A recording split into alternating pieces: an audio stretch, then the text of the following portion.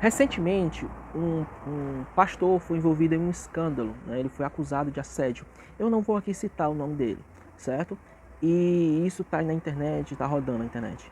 E ele até então era só uma acusação, mas ele chegou a confessar e falar publicamente que está arrependido.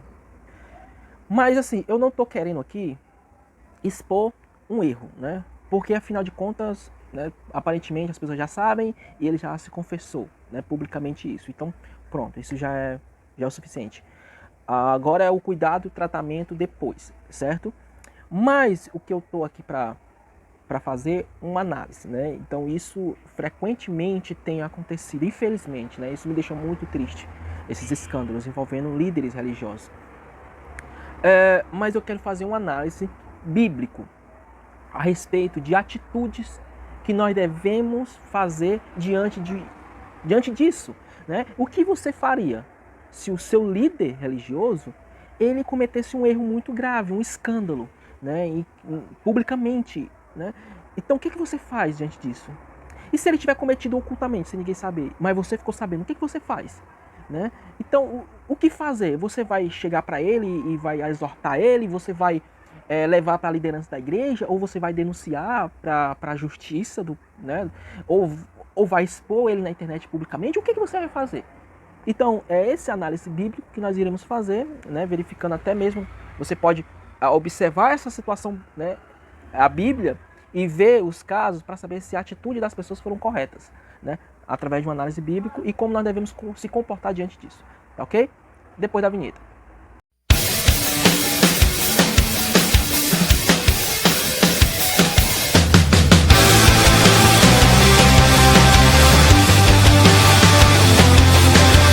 Ser pastor ou ser líder religioso é uma responsabilidade muito grande, né? Então, lá em Timóteo, capítulo 3, ele faz uma lista de exigências que o pastor deve ter. Né? Então, ele diz que ele deve ser irrepreensível, marido de uma só mulher, equilibrado, ter domínio próprio, seja responsável, enfim, né? É uma lista de características que um pastor deve ter. Então, é uma responsabilidade muito grande. Né? O pastoreio é uma responsabilidade muito grande porque ele é exigido. Né? O pastor, ele é um exemplo. Ele tem que ser um exemplo de cristão e ele tem que demonstrar isso não apenas nas suas pregações, mas nas suas atitudes. Ok? Então, quando surge um escândalo muito grande, né, principalmente envolvendo pastores, né, a pancada é maior. Né? Mas isso não é só nos dias de hoje. Nos tempos bíblicos também, certo? Então, aquele que é muito dado é muito cobrado. Então, se um pastor é dado essa responsabilidade de integridade, de exemplo e de cuidado de uma igreja, a cobrança em cima dele também vai ser grande, né? E até mesmo no reino espiritual, né? Até os demônios, eles atacam de uma maneira violenta também. Isso eu não estou querendo tirar a responsabilidade humana, dizer que foram demônios, não, certo? Mas eu estou me referindo no sentido de tentação mesmo. Então o pastor, como qualquer outra pessoa, ele cai, ele peca, porque ele é humano, ele é pecador e ele é fraco, né? Então, para evitar isso, ele precisa estar sempre em vigilância, sempre em comunhão com Deus, em relacionamento com Deus e sempre atento às armadilhas e às ciladas de Satanás para poder sair, ok? Então, mas se um pastor cair, se um pastor pecar, o que fazer? Qual é a melhor decisão a tomar? Primeiro, com uma decisão comum, geral, universal, foi o que Jesus disse. Então, independente se é pastor, se é líder, se é um cristão, Jesus ele dá uma orientação. Está escrito em Mateus.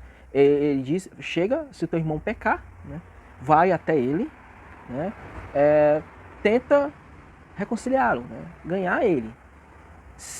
Mostra o pecado, né, mostra o erro que ele cometeu. Se ele aceitar o pecado, ok, ganhaste teu irmão. Agora, se não, leva 2 ou 3 testemunhas para convencê-lo. Né? Se ele se convencer, ok, ganhaste o teu irmão. Se não, leva até a igreja, né? Ou seja, a liderança da igreja, para poder tratar essa situação. Se ele aceitar o tratamento, se ele se arrepender, ok, ganhaste o teu irmão. Se não, é considerado como um pecador, né? Um gentio, um publicano. Né? Então ele era excluso da igreja, ele era expulso da denominação.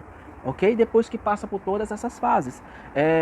Paulo ele também teve que tratar de situações em que, por exemplo, do caso do homem que ele teve um caso com a mulher do seu pai e ele foi excluído da igreja direto. Então, no relato bíblico, com certeza, Paulo ele deve ter passado, já tinham feito todas essas fases, todos esses critérios, né? Todo esse passo a passo até chegar a uma exclusão de um membro da igreja, ok? Agora, o tratamento diretamente com o pastor, ele também passa por essas fases. Então, se o pecado do pastor foi em oculto e você ficou sabendo, então faz aquela fase que Jesus ensinou. Chega até ele, mostra o pecado para que ele possa se corrigir.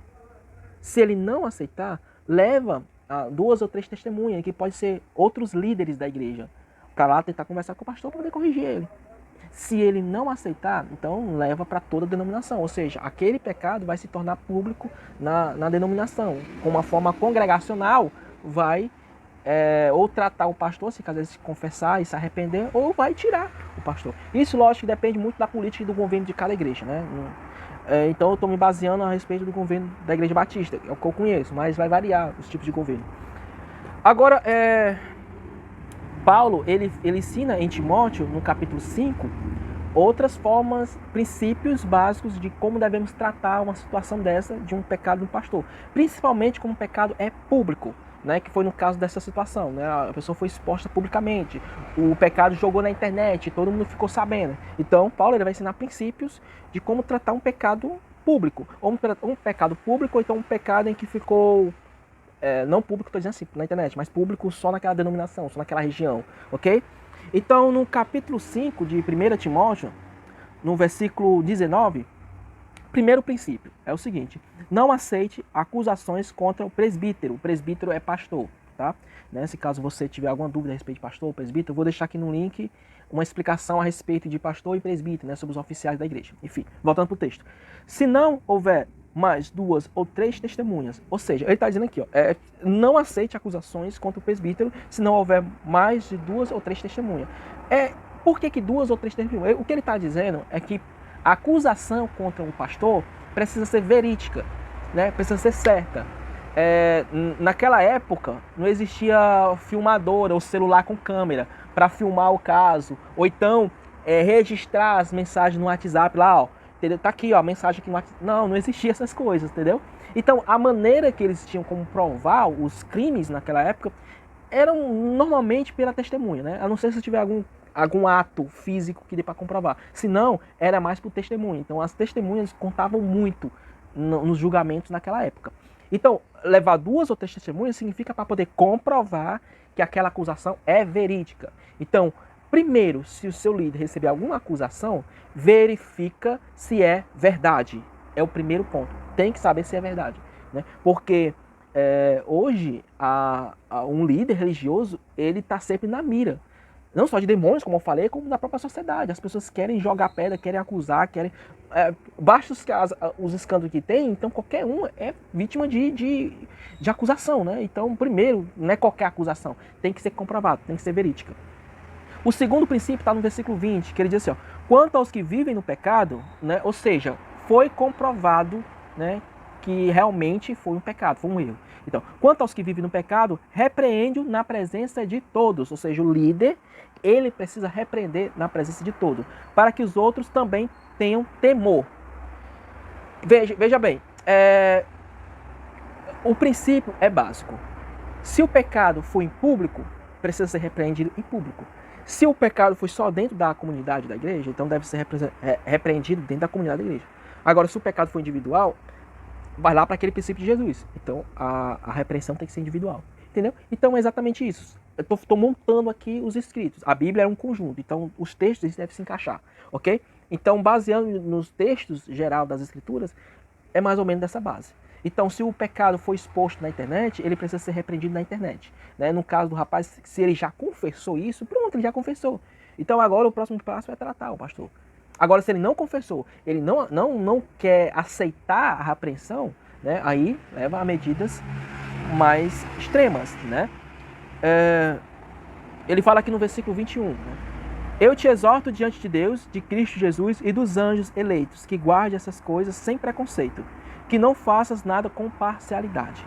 Ou seja, não podemos abafar, não podemos tratar como comum, como normal, não. Entendeu? Não podemos tratar com parcialidade.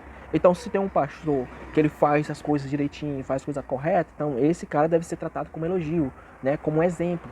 Agora, se tem uns que fazem besteira, fazem coisa errada, eles precisam ser repreendidos, né? Não acreditar, ele é o anjo de Deus, ele é o ungido de Deus, não podemos tocar no ungido. Não existe isso, não. Isso é balela. Então, se fez coisa errada, deve ser repreendido. Sim. Ok? Então, é esses princípios que Deus nos deu através das Escrituras.